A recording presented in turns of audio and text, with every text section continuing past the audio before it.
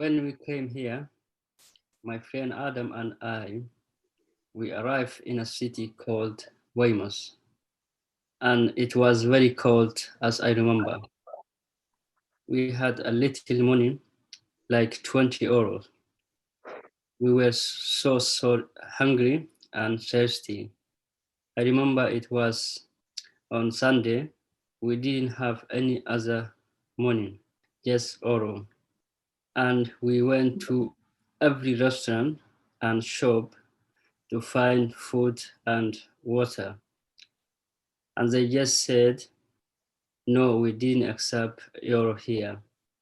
Finally, found some Kurdish restaurant and said to him, we just need some food and water. 2 days we didn't eat, we didn't drink. I ran away from a high standard of life when I came here. Thank goodness when I came here with nothing, I ended up with the home office. I stayed there a day and then they brought me to a hostel.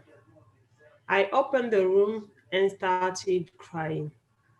It was a small room, small bed, with insects everywhere. So I was like, where am I? I can say my first year in this country was horrible, horrible. It is very hard to wait for something when you don't know the end. I remember when I came to this country, I had to pass through this process. When I applied for asylum, I had to wait for them to respond to me. It was very hard for me to wait because I couldn't know what would be at the end. The problem was we arrived on Sunday. The police station was closed and we didn't know where to go. We found a little bridge and slept there under that bridge. It was very cold. The next morning, we walked about 3 hours, then found the police station.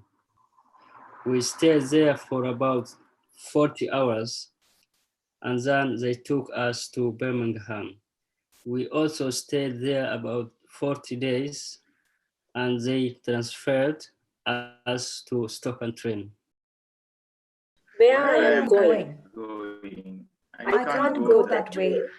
I try to find a way, but all the ways are closed. The problem is not only on one side. There are problems around all sides. All sides push me. When I met some friends who speak the same language, I started to adapt and I started counseling. It wasn't easy at all. It wasn't easy. The hostel was in Dulwich. I just came into the country, so it was like I found myself in middle of nowhere without knowing anybody. You don't have any money. Even the food they cooked there, oh my God, even dogs, they feed better. My life was just crying, tears and tears. I'm waiting now almost from 2016 for my decision. It is hard because I want to move on with my life. There are so many things I want to do. This is not what I'm looking for. I'm stuck. I used to be a carer. I worked. There is more in life, but I'm really stuck. That is why there is depression. My heart is heavy. That was a time in my life when I was back at home and I was able to write some Christian books. I got some happiness from it because many people that read the book kept sending messages to me saying that the book was powerful. Since I came here, it has been good. I wouldn't say it has been rough. I was trying to write another prayer book, But the problem that I have now is that I can't publish it. So it's just grounded. I think when the home office gives me my paper, I need to get a good job. Then I need to work. I used to think too much about that. Now I don't think about it. I now God needs to give to me the paper for this country. While I was waiting, I was going to speak to people who were in the same situation as me. I was doing more walking, mainly in the park where there is a river. It was calming.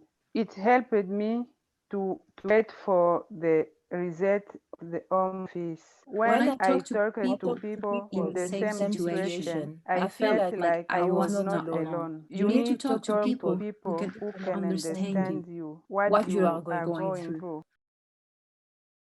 In the hostel, I met a lady from Guinea who had given birth to a little boy. I heard her speaking French and then I talked to her. She noticed that I was crying a lot. My eyes were always red.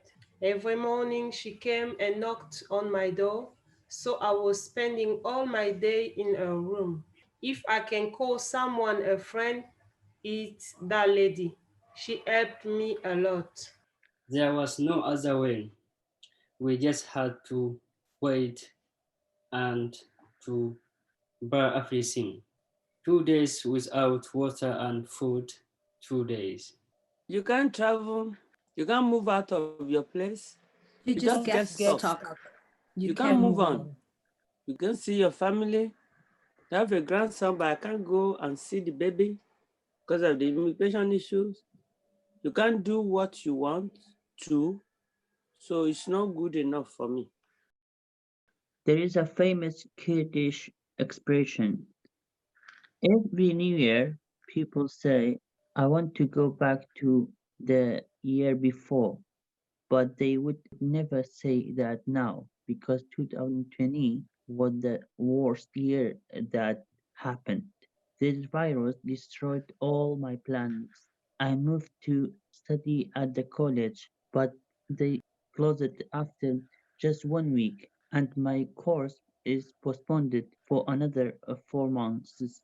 And there is so much restriction for barbering. I wasn't expecting that. I tried to go to uni again, change my course. They gave me admission, but I couldn't get sponsorship. You are wasting every day. I study some professional courses. I work at some charities. I'm happy, but my whole life, my future, where I am going, I have no idea, nothing, zero. I think in future maybe I will be a chef or a bird rescuer. This is my dream. My feelings are always changing, my goals and my desires. Last year I thought if I got leave to remain, I would be very happy. But now I'm expecting something else. If I open my own business, I'll be happy. But I think I'm wrong. Life is like a journey. It It's is not not a a destination. destination. If I become rich, when I have money, everything will be fine. Or when I finish education, I'll be happy. But you need to give yourself purpose to make your life longer, to be happy. I like to speak to friends. When you think too much, you need to give time to yourself. And I like to walk. When I go to drop my children at school, maybe I go to do my shopping 2 times a week. I come back, make food for my son, then I relax. I listen to gospel music. When I talk to friends like this, I feel better. I like exercise. Back home, I used to swim. When I had free time, I used to wake up in the morning and go for a walk. Only very early in the morning, because after that, it was very hot. It was like 45 minutes walking to the sea. I stopped swimming for many, many years, and when I started again, It feels like I'm afraid of water. But after that, it's easy. I think walking is very British. Back home, we don't do a lot of walking, not like here. Here we are in the house. Back home, we have a lot of things to do. You have people coming to your house, you have visitors, you have friends, you have neighbors. You are busy, so you cannot just go for a walk. I do meditation. Maybe Maybe time time will will change change things. things. I'm just patient with my problems now. These all are temporary. Hopefully, next year something will come out. Don't think about future for now. Don't think about past. What already has gone. You can get hurt with that. So, I don't want to think about it now. It's gone. It's gone. I meditate every day because otherwise there is too much stress, too much. What can I do? I don't like staying in my room. I go to rescue birds because it makes my mind more peaceful.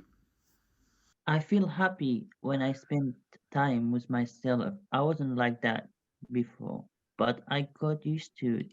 Music and good food makes me happy.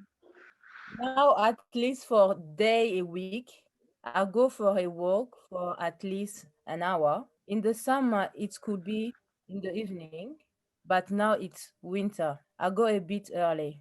So I walk until I get really, really tired. After having a shower, I feel more relaxed and I sleep much better. It really helps me and clear my mind. During this time, it's good to be active and do something which fills your day. So you're not thinking that you are in the lockdown and there is nothing to do. I'm thinking about my daughter's first birthday. With everything that is happening now, with lockdown, COVID, all that stuff, I just try to say that everything will be okay, everything will get back to normal, and my daughter will have a birthday party. I'm focusing on that. I'm planning to have a party with my close friends in a restaurant because my flat is not big enough. The first birthday is really, really important. It's a big event, a big party. You invite family, friends, other kids from the area to come and share food.